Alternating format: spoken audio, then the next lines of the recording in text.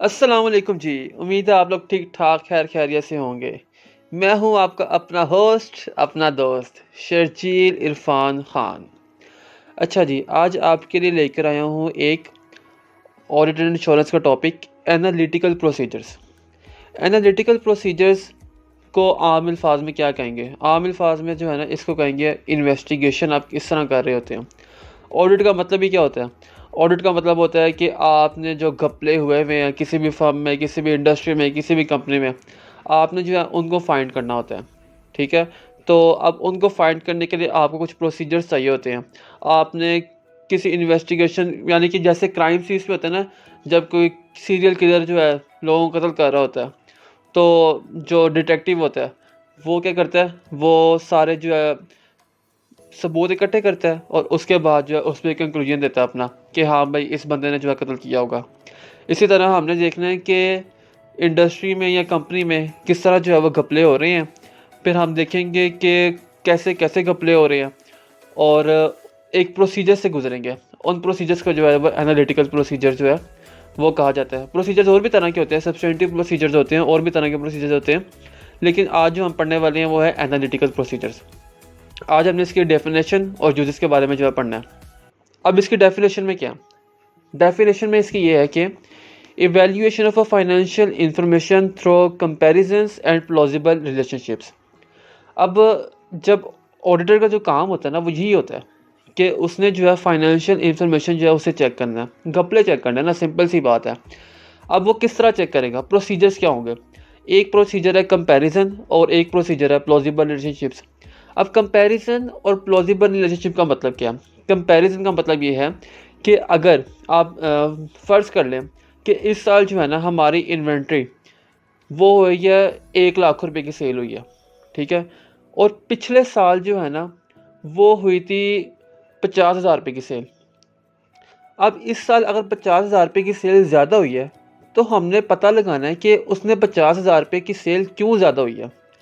यानी कि हम एकदम से डबल होगी सेल, तो हमें कोई शक तो पड़ेगा ना कि या तो इसने कोई अपना जो है कोई घपला करके इन्होंने बढ़ा दिया ताकि जो है लोग इनकी इंडस्ट्री में जो है अपनी वो करें, इन्वेस्टमेंट करें। ये बेसिकली टैक्टिक्स होते हैं कि लोग इन्वेस्टर्स को जो है ना बंदा घेरता है कि हमारी सेल ज़्यादा हो रही है, आप जो है ना आप हमारी इंडस्ट्री में जो है ना इन्वेस्टमेंट कर दें। तो हमने इस चीज़ का पता लगाना है, क्योंकि एकदम से डबल सेल हो जाना भी बड़ी बात होती है। तो हमने जो है वो कंपैरिजन जो है हम प्रीवियस ईयर के कंपैरिजन देखते हैं कि प्रीवियस ईयर में क्या हुआ था, इस ईयर क्या हुआ है।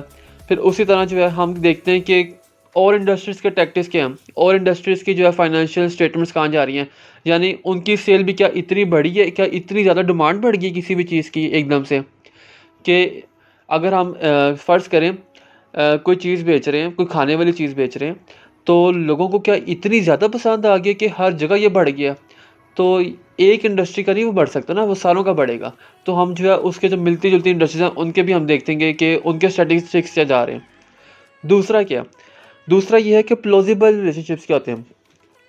प्लॉजिबल रिलेशनशिप्स में ना मैंने यहाँ पे लिखा हुआ है financial and non financial information.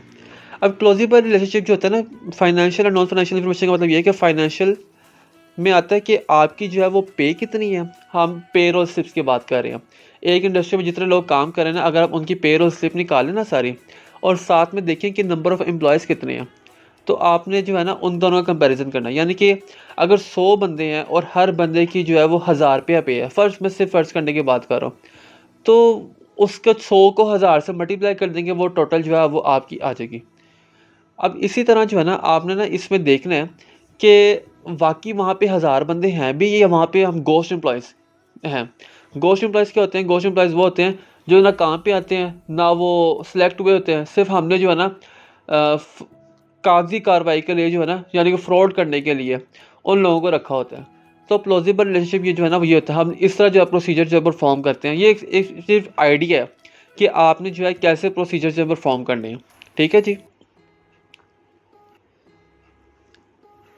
उसके बाद है कि आपने जो है इनको जो है प्लानिंग स्टेज पे कैसे परफॉर्म करना है, एनालिटिकल प्रोसीजर्स को। अच्छा, एनालिटिकल प्रोसीजर्स को जब प्लानिंग स्टेज पे परफॉर्म करेंगे ना, तो प्लानिंग स्टेज पे परफॉर्म क्यों करेंगे आप? इसके लिए दो रीज़न्स हैं। एक तो आपने अंडरस्टैंडिंग ऑब्टेन करनी है और दूसरा जो है वो आपने रिस्क जो है वो असेस करना है। अब यहाँ पे अंडरस्टैंडिंग से क्या मुराद है? अंडरस्टैंडिंग से मुराद है कि जब आप जो है ना पहले जाके देखेंगे कि वहाँ पे इंडस्ट्री में काम किस तरह हो रहा है, ठीक है, कि आप उसको ऑब्ज़र्व करेंगे सब कुछ, कि एक जब इन्वेंट्री डिस्पैच होती है, फ़र्ज़ करें कि इन्वेंट्री की बात कर रहा हूँ, एक जब चीज़ डिस्पैच हो रही है तो उसका ऑर्डर कहाँ से आएगा, फिर उसको जो है कहाँ पे जाके वो स्टोर से निकलेगी, फिर वो पैकिंग कैसे होगी और वो कैसे जाएगी, इन सब प्रोसीजर्स को आप पहले जाके जो है ना वो असेस करते हैं, ठीक है। फिर उसके बाद आप देखेंगे कि इन डिपार्टमेंट्स में कहाँ पे कोई घपला वगैरह हो रहा है, तो आपने जो है ना इसको शुरू में जो है ना प्लानिंग स्टेज पे जो है ना ऐसे देखना है। और मोस्टली जो है ना ये जो काम करते हैं ना ये मैनेजर्स वगैरह कर रहे होते हैं। उसके बाद आता है ड्यूरिंग ऑडिट। अब यहाँ पे लिखा हुआ है to detect misstatement as substantive procedures. इसको जो है ना डिटेल में पढ़ेंगे, मैं नेक्स्ट टॉपिक में जो है ना इसको आपको डिटेल में पढ़ाऊंगा, ठीक है। लेकिन ये मैं आपको मोस्टली जो है जूनियर्स जो है इसको कर रहे होते हैं। अब ड्यूरिंग ऑडिट क्या होता है, जब आप एनालिटिकल प्रोसीजर्स परफॉर्म कर रहे होते हैं ना, तो जो सी चीज़ें आपको यानी कि गलतियाँ नज़र आई जा रही होती हैं, आप उनको जो है ना वो लिखी जा रहे होते हैं कि यहाँ पे गलती, यहाँ पे गलती, यहाँ पे गलती, यहाँ पे गलती, ऐसे काम ये गलत हो रहा है, ऐसे काम ये गलत हो रहा है। बेसिकली जो है ना यहाँ पे ये जो एनालिटिकल प्रोसीजर्स होते हैं ड्यूरिंग ऑडिट में, ये आपकी जो गलतियाँ पकड़े होते हैं ना इनको जो है ना आप लिखे जाते हैं। और मोस्टली जो है ना ये जो कैफ क्वालिफाइड बच्चे होते हैं, यानी कि सीए इंटर वाले बच्चे होते हैं, वो जो है ना इसको परफॉर्म कर रहे होते हैं, क्योंकि वो गए होते हैं ना रिस्क लेने, वो सारा ऑडिट कर रहे होते हैं। फिर उसके बाद जो है वो है ओवरऑल रिस्पॉन्स। अब यहाँ पे क्या लिखा हुआ है, यहाँ पे लिखा हुआ है to determine financial statements are consistent with understanding. अच्छा, इसको लिखा हुआ है कि ये जो है पार्टनर के बारे में जो है ना पार्टनर इसको कर रहा होता है, ओवरऑल रिस्पॉन्स को दे रहा होता है। अब इसकी ना मैं आपको एक मिसाल देता हूँ, बड़ी मज़े की मिसाल है। उसमें यह है कि एक बंदा था, उससे ना वो सेल डिपार्टमेंट में था और एक बंदा था इन्वेंट्री डिपार्टमेंट में। अब इन्वेंट्री डिपार्टमेंट वाले से ना मैं पार्टनर ने पूछ लिया जो इंडस्ट्री का, उन्होंने दोनों को बुला लिया, उन्होंने कहा आप ऑडिट करने आए हैं? तो उन्होंने कहा जी हम ऑडिट करने आए हैं। तो उन्होंने बताया मैं सेल डिपार्टमेंट में हूँ, मैं जो हूँ वो इन्वेंट्री डिपार्टमेंट में हूँ। उसने कहा कि इन्वेंट्री वाले भाई तुमने बताओ कि कितनी जो है इन्वेंट्री सेल हुई है। उसने कहा कि 500 की इन्वेंट्री सेल हुई है आपके, फ़र्ज़ करें 500 की इन्वेंट्री सेल हुई है। दूसरे वाले ने कहा कि भाई आपने जो है जो सेल डिपार्टमेंट में है, उसने कहा कि आप बताएं कि 500 की इन्वेंट्री इनके पास से निकल के गई है कि नहीं गई। वो कहता है भाई कि नहीं 450 की इन्वेंट्री सेल हुई हुई है, सेल डिपार्टमेंट तो ये लिखा हुआ है। वो कहता है नहीं इन्वेंट्री डिपार्टमेंट में 500 की लिखी हुई है, 500 इन्वेंट्री बाहर गई है। वो कहता है नहीं 450 की गई है। तो अब वो कहता है कि आप दोनों ऑडिट करने हैं, आप लोगों का एक दूसरे से मैच नहीं हो रहा, तो मैं आप क्या समझूँ कौन घपला कर रहा है इसमें। अब दोनों ऑडिटर जो है वो परेशान हो जाते हैं। तो फिर बाद में जी क्या होता है, जो इन्वेंट्री वाला होता है ना वो जाता है मैनेजमेंट के पास। वो कहता है कि ये 50 का फ़र्क आ रहा है, तो ये फ़र्क क्यों आ रहा है? वो फिर वो बताते हैं उसको, वो कहते हैं कि ये फ़र्क इसलिए आ रहा है क्योंकि हमने जो है कुछ इन्वेंट्री जो है प्रमोशन के तौर पर लोगों को दी थी, कि वो हम अपनी प्रमोशन कर रहे थे, वो 50 रुपये की इन्वेंट्री जो है वो तो इस तरह निकल गई, अब वो 500 जो है बराबर हो गया।